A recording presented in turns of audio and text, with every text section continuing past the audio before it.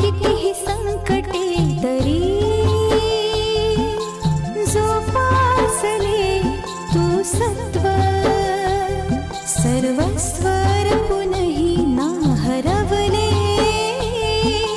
कधी तुझे अस्तित्व निखाऱ्यांच्या वाटेवर निघाली कर्तव्य दक्ष ही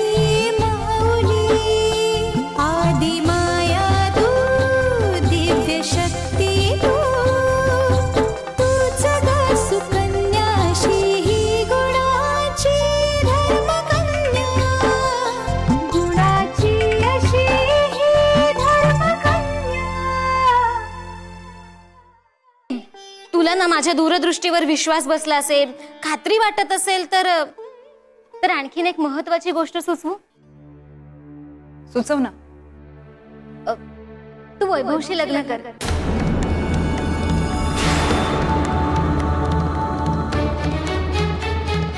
समाज सेवेसाठी पुढचं जीवन द्यायचंय असं तिने ठरवलंय ना.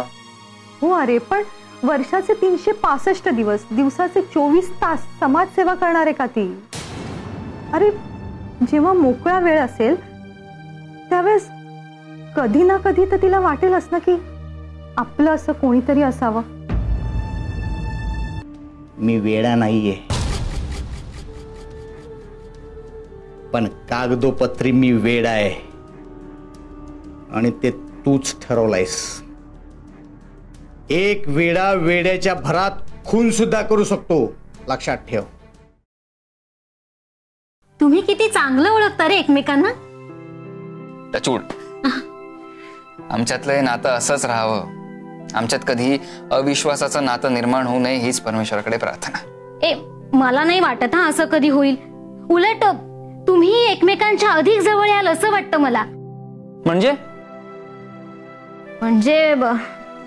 कसं सांगू आता?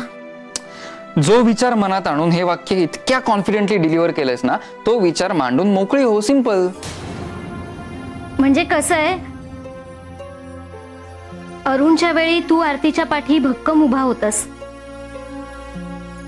आम्ही घरातली माणसं असूनही तू आरतीच्या जवळ होतास. तुझा आधार वाटत होता तिला, एवढा की तुला विचारल्याशिवाय कुठलाही निर्णय ती घेत नव्हती.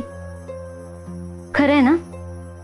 खरंय. मग अरे, म्हणजे अरुणच्या अकस्मात निधनानंतर तिच्या पोटात वाढत असलेल्या बाळामुळे आजही अरुण तिच्या सोबत आहे अशी तिच्या मनाची समजूत झाली होती. पण आता तसं नाहीये वैभव. मग आता कसं आहे? कमाल आहे. आता एवढं तुला मी स्पष्ट करून सांगायला हवं का? हो, तू खरंच सांग मला, कारण तुला काय म्हणायचं मला कळतच नाहीये. अरे, म्हणजे बाळ दगावल्यामुळे ती तिच्या बाळाला मुकलीये, त्याही पेक्षा ती आज खऱ्या अर्थाने तिच्या अरुणला मुकलीये. राधा. वैभव मला सांग, आज तू तिच्या जवळ जास्त जायला नको का? हो. अरे, मग त्यासाठी काय करू शकशील याचा विचार कर. एक मित्र म्हणून आरतीच्या जितक्या जवळ जाता येईल तितक्या जवळ मी नक्की जाईन राधा. I promise you. पण मी काय म्हणते? Excuse me. आलो.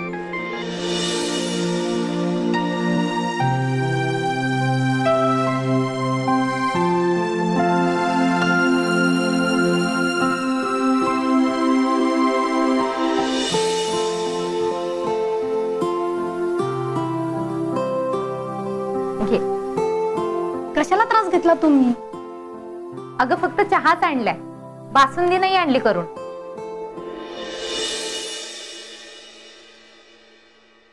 काकूंची तब्येत कशी आहे? चाललंय रडत खडत. भेटू त्यांना? मुळीच नको. दुःख व्यक्त करण्यासाठी कोणीतरी हवं असतं, त्याने मन मोकळं होतं. ही गोष्ट जरी खरी असली ना तरी ताईच्या तब्येतीला ती ठीक नाहीये. संयम सुटतो ग तिचा आणि मग तिला सावरणं कठीण होऊन बसतं माझ्यासाठी. हो, मी समजू शकते. बरं कसं येणं केलं? अगं बाई ग, काय ना मी पण अशी, तू तर घरचीच, पण पाहुण्याला विचारल्यासारखं मी विचारतेय.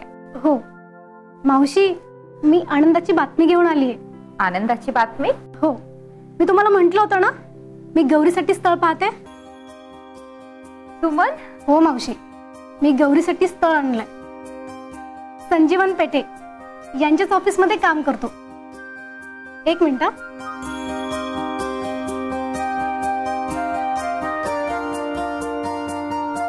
हा त्याचा फोटो. संजीवन पेठे? हो.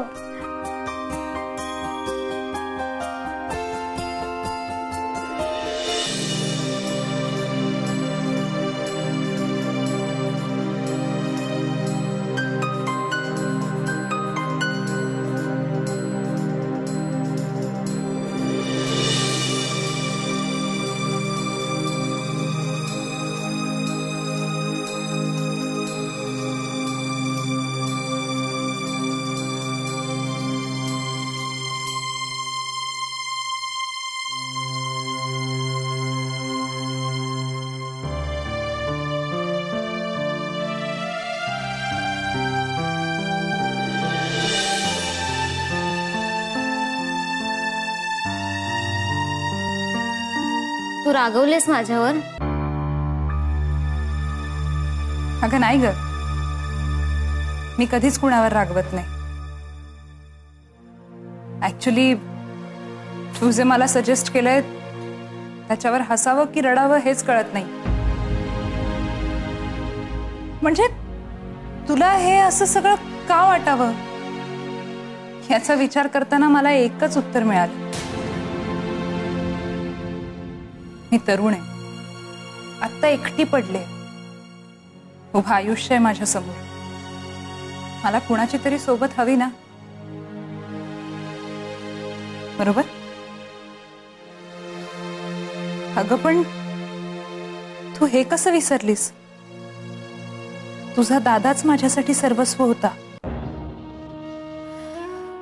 अगं त्याची माझ्या हृदयातली जागा, त्याचं माझ्या आयुष्यातलं स्थान मी दुसऱ्या कुणालाच नाही देऊ शकत.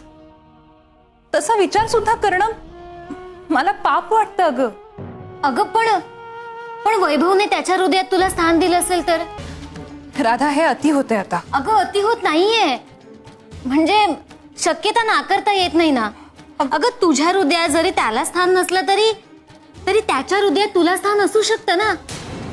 हे बघ राधा, हे बघ त्याला हे सगळं ठाऊक आहे, कारण तू अजूनही दादाला विसरू शकलेली नाहीयेस. आणि त्याला हेही ठाऊक आहे की तुझ्या इतकी सुंदर, चांगली, सुशिक्षित मुलगी त्याच्या आयुष्यात येऊ शकत नाही. अगं म्हणून तर तो लग्न करत नाहीये. झालं बोलून राधा? नाही, माझं नाही झालंय बोलून. अगं मला असं वाटतंय की तू ना त्याच्या भावना लवकर व्यक्त करेल तुझ्या पुढे. हो, आता फार काळ नाही लपवणार तो. बस आता माझं ऐक.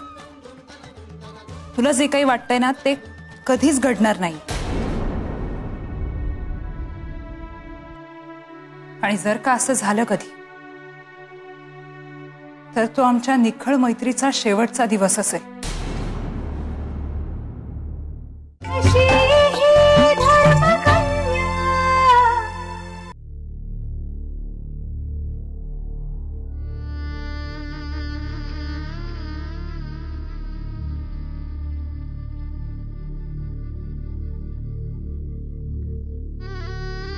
मी त्या अनिकेतसोबत पळून गेलीये ही गोष्ट भानुदासने अख्ख्या गावभर केलीये. म्हणूनच त्या मुलाची छेड काढायची हिंमत झाली ना. आधीच एवढी मोठी चूक करून बसलीये मी, त्याची शिक्षा भोगतेय.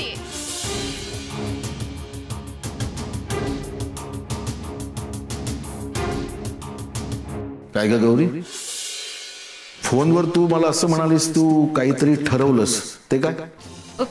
कसं सांगू बाबा, तुम्ही रागवाल याची भीती वाटते. मी राघवेन म्हणून तू जर काही करणार असशील ना तर बाई हात जोडतो तुझ्या पुढं. आमचा जीवाला आधीच घोर आहे, त्यात भर घालू नकोस. तुला जे काही करायचं ना ते स्पष्टपणे सांगून मोकळी हो. मी नाही रागवणार तुझ्यावर. बाबा, मावशी, बोल. मी जर हे गाव सोडून गेले तर काय? अगं डोकं बिकं फिरले की काय तुझं? हे गाव सोडून, हे घर, आई बाबांना सोडून तू जाणार कुठे? एखाद्या आश्रमात सेवेकरी म्हणून राहील. तसंही माझ्या आयुष्यात पुढे काही चांगलं घडेल असं नाही वाटत मला.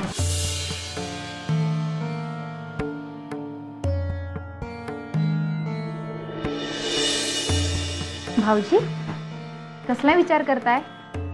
काही नाही ग, आपल्या गौरीचा विचार करतोय.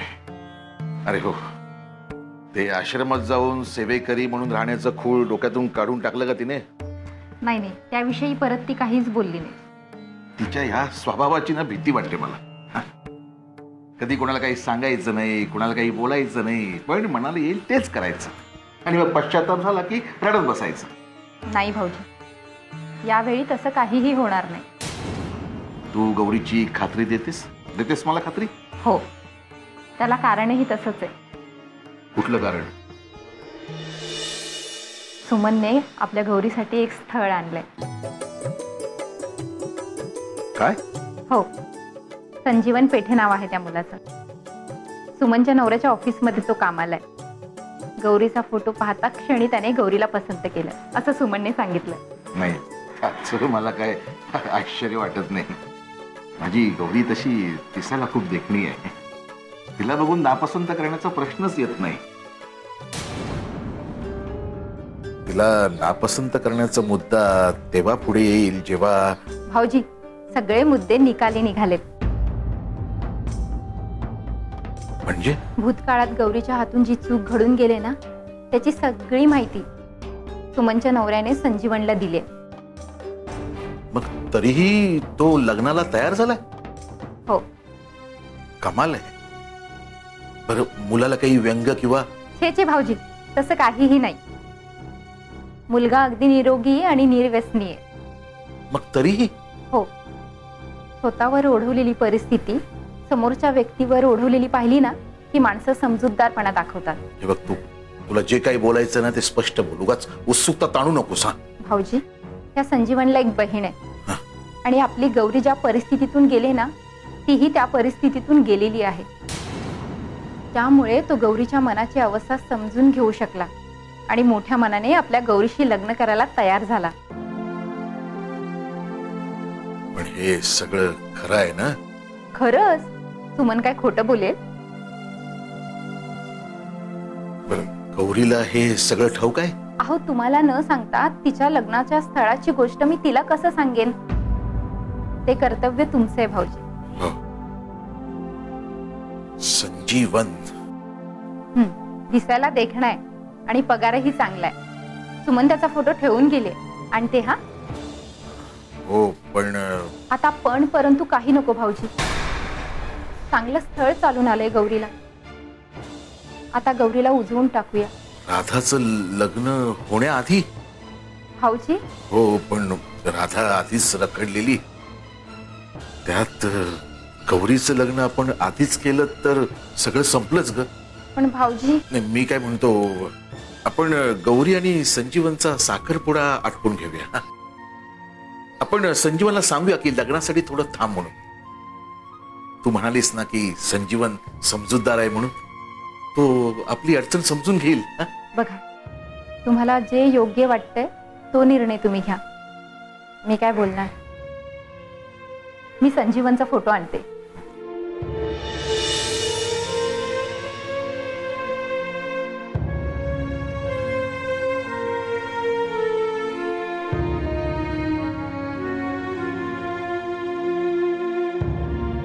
गौरीप्रमाणे राधाही नशीबवान ठरू दे बाबा.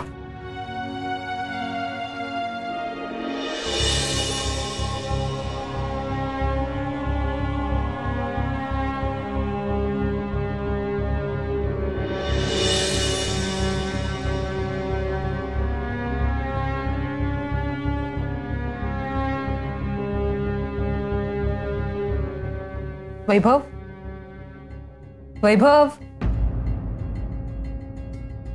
अरे असं का बसलायस? काही झालंय का? वैभव, अरे काय झालंय? आरती, तू बोलत का नाहीयेस? काय झालंय?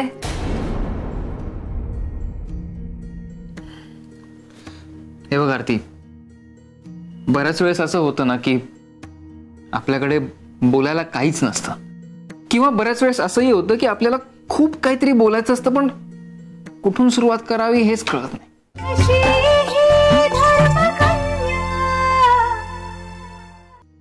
म्हणजे आता तुझं तसंच काहीच झालंय? ठीक आहे, मग आता नको बोलूस. तुझ्या मनात जेव्हा असेल तेव्हा बोल. ओके, पण आता आपण कामाबद्दल बोलूयात का? हो. सगळ्यात पहिलं मी तुला काम सांगितलं होतं ते म्हणजे राधाचं नाव विवाह संस्थेत नोंदवायला. एक्झॅक्टली. गरमागरम कॉफी. थँक्यू.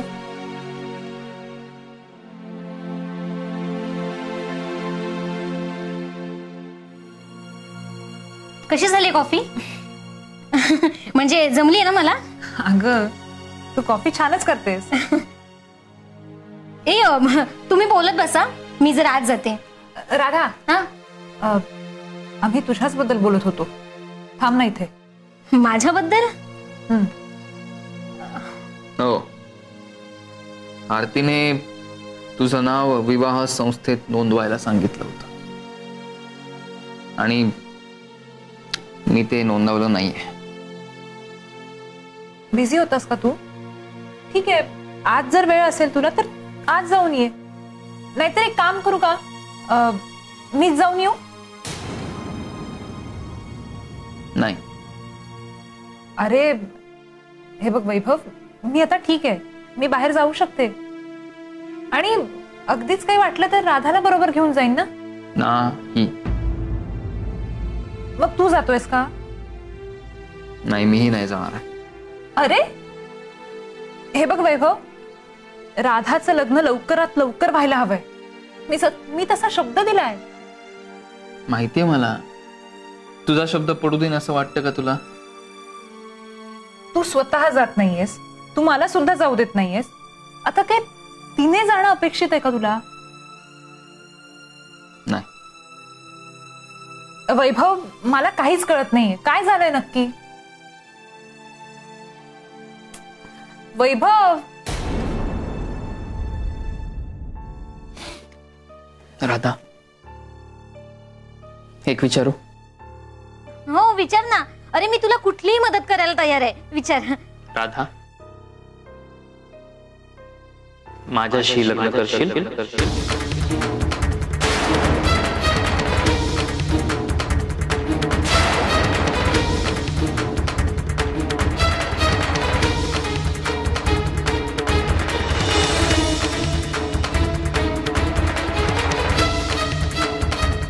वैभव. राधा, मी खूप सिरियसली विचारतोय. वैभव.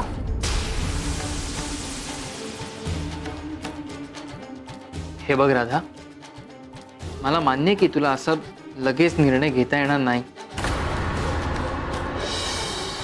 तू वेळ घे, तुला हवा तेवढा वेळ घे. वैभव, मला वाटलं नव्हतं तू एवढी वाईट मस्करी करशील माझी. ए राधा, मी मस्करी नाही. राधा, राधा.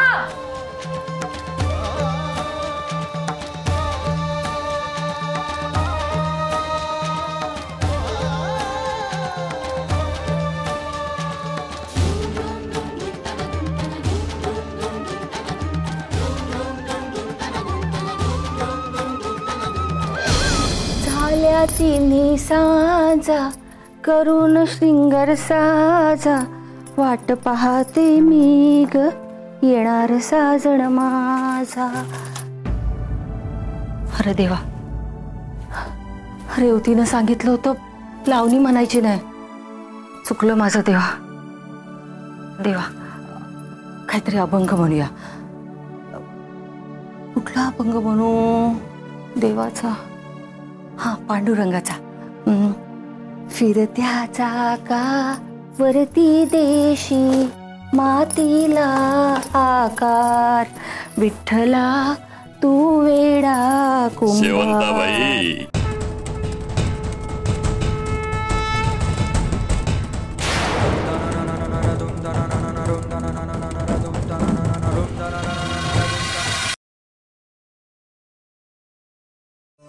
हॅलो बाबा. कशी आहेस बाळा? मी ठीक आहे. आणि बाबा, मी आत्ता तुम्हाला अशी आनंदाची बातमी सांगणार आहे जी ऐकून आतापर्यंत तुम्ही सोसलेली सगळी दुःख विसरून जाल. असं? हो, खरंच. अगं बातमी तरी सांग. बाबा, वैभवने राधाशी लग्न करण्याचा निर्णय घेतलाय.